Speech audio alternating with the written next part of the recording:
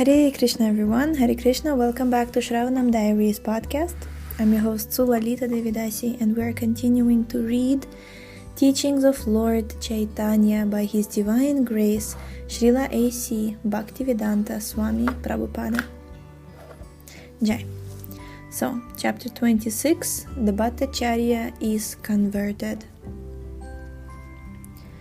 The Lord then requested the Bhattacharya to go see Jagannath in the temple, and the Bhattacharya started out for the temple accompanied by Jagadananda and Damodara, two principal associates of Lord Caitanya. After seeing Jagannath, the Bhattacharya returned home, bringing with him much prasadam purchased from the temple. He sent all this prasadam to Lord Caitanya through his Brahmana servant.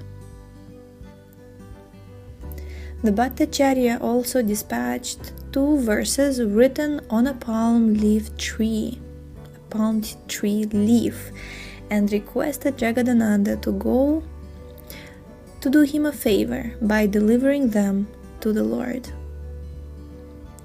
Thus, Lord Caitanya was offered the prasadam and the verses on the palm leaf. But before reaching the Lord, Mukunda Datta, who had also undertaken the delivery of the verses, had copied the verses into his book. When Lord Caitanya read the verses on the palm leaf, he tore it to pieces, for he never liked to be praised by anyone. The verses only survive because they had been copied by Mukunda Datta. Jai. The verses praised Lord Caitanya as the Supreme Original Personality of Godhead, declaring that he had descended as Lord Caitanya to preach to the people in general about detachment, transcendental knowledge, and devotional service. Comparing Lord Caitanya to an ocean of mercy, the Bhattacharya wrote, quote, "Let me surrender unto that Lord Chaitanya Mahaprabhu." The Lord, seeing that devotional service was absent, descended in the form of Chaitanya Mahaprabhu to preach devotional service. And let us all surrender unto his lotus feet and learn from him what devotional service actually is. Unquote. These 2 important verses are considered the most valuable jewels by the devotees of the Lord in disciplic succession, and by virtue of these famous verses, Sarvabhauma Bhattacharya has become known as the highest of devotees. Thus, Sarvabhauma Bhattacharya was converted into one of the most important devotees of the Lord. And he had no other interest than to serve the Lord.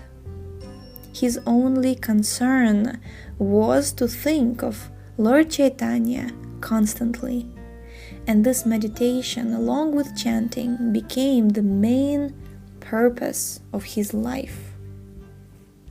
Jai. One day, Sarvabhauma Bhattacharya came before the Lord, offered his respects, and began to recite one of Lord Brahma's prayers from Srimad Bhagavatam 10.14.8. The Bhattacharya recited as follows: Tattenukampam susamikshamano bhunjana evatma kritam vipakam hridvagva purbhir vidadhan namaste Jivetayo bhakti pade sadaya bhak. In reciting the verse, the Bhattacharya changed the original word mukti, liberation, to bhakti, devotional service, in the last line.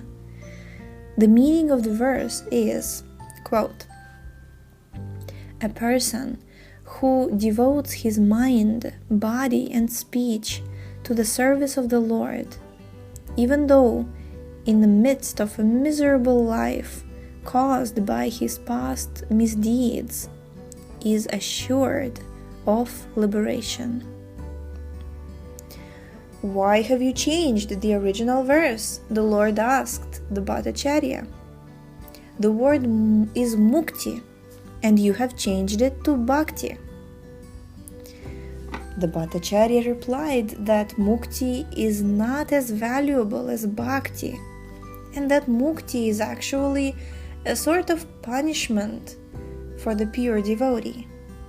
For this reason, he changed the word mukti to bhakti. The Bhattacharya then began to explain his realization of bhakti. Quote, anyone who does not accept the transcendental personality of Godhead and his transcendental form cannot know the absolute truth. One who does not understand the transcendental nature of the body of Kṛṣṇa becomes his enemy and decries him or fights with him. The destination of such enemies is to merge into the Lord's Brahman effulgence. Such mukti, or liberation, is never desired by the Lord's devotees. There are 5 kinds of liberation. First, gaining admission to the planet where the Lord resides. Second, being able to associate with the Lord. Third, attaining a transcendental body like the Lord's. Fourth, attaining opulence like the Lord's. And fifth, merging into the existence of the Lord. A devotee has no particular interest in any of these types of liberation. He is satisfied simply by being engaged in the transcendental, loving service of the Lord. A devotee is especially averse to merging into the existence of the Lord and losing his individual identity. Indeed, a devotee considers oneness with the Lord to be worse than hell. But he will accept one of the 4 other kinds of liberation if it enables him to be engaged in the service of the Lord. Out of the 2 possibilities of merging in transcendence, namely, becoming one with the impersonal Brahman effulgence and becoming one with the personality of Godhead, the latter is more abominable to the devotee. The devotee has no aspiration other than engaging in the transcendental, loving service of the Lord.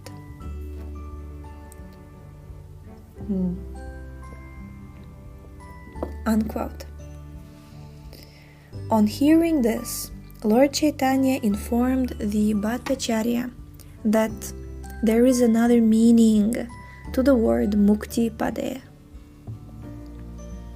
The word mukti pade directly indicates the personality of Godhead. The personality of Godhead has innumerable liberated souls engaged in his transcendental loving service.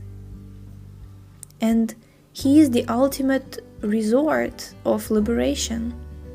In either case, Kṛṣṇa is the ultimate shelter.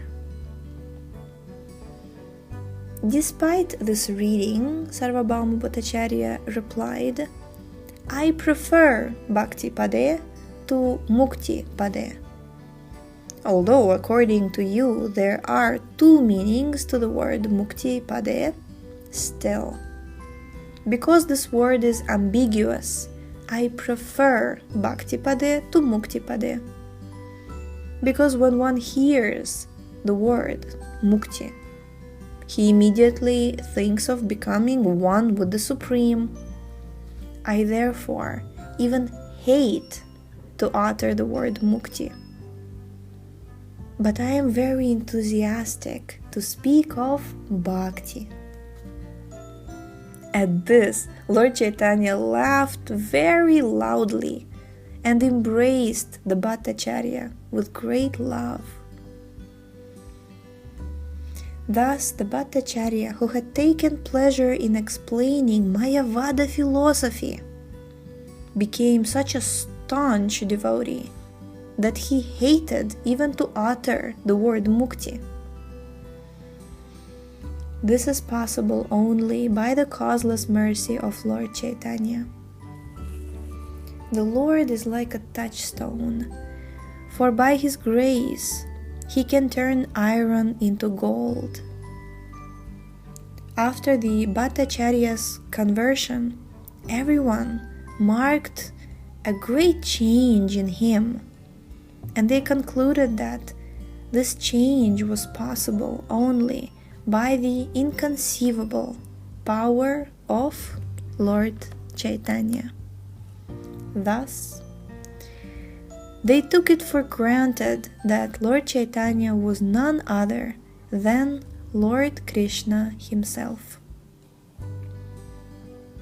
We're going to stop here for today because tomorrow with chapter 27 we're going to start Lord Caitanya and Ramananda Rai, and these are incredibly such confidential, such incredible discussions between Lord Caitanya and Ramananda Rai. We will start them tomorrow. So thank you so much for tuning in. The link to this book is in the description. Please check out our website shravanamdiaries.com, and we shall see you tomorrow. Hare Krishna.